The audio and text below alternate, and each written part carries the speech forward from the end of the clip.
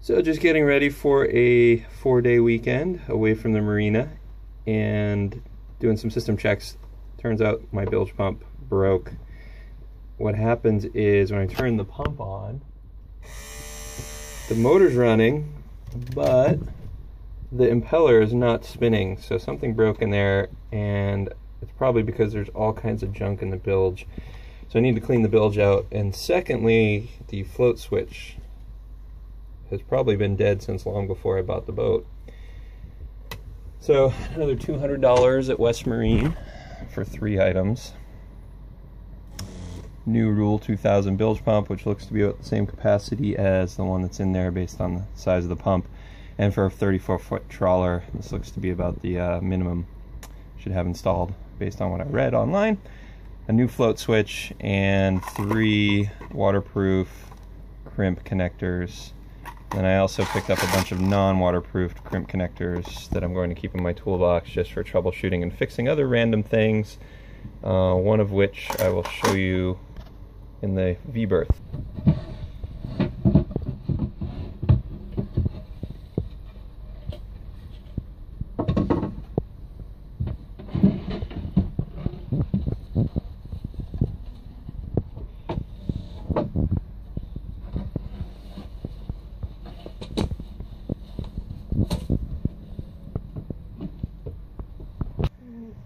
So in fishing around trying to find the wire harness for the bilge pump, I pulled on the shower sump wires. Turns out they were connected together with only electrical tape, so they pulled right apart.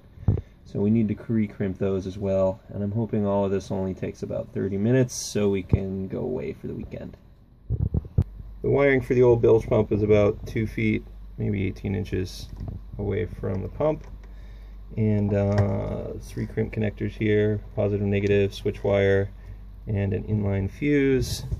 And then also the shower sump crimps are, oh no, this is the shower sump, which is a separate run to a separate circuit breaker, so that's good. There's the electrical taped connector.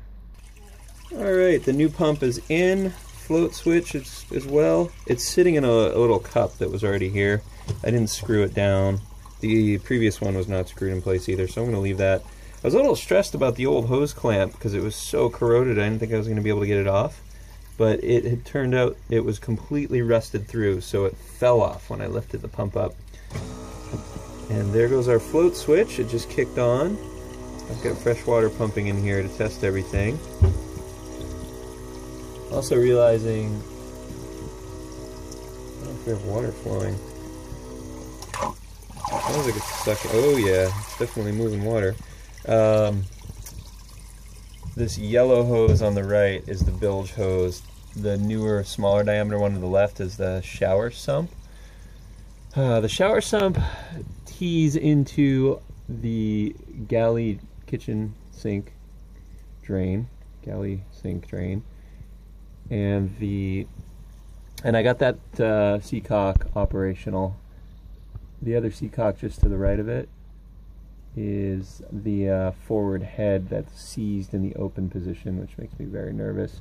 The Y valve is operational for the forward head, but I need to get some penetrating oil on the boat and just start working that valve, open it up again. Well, I'm going to put the pump in, we'll see if the float switch turns on.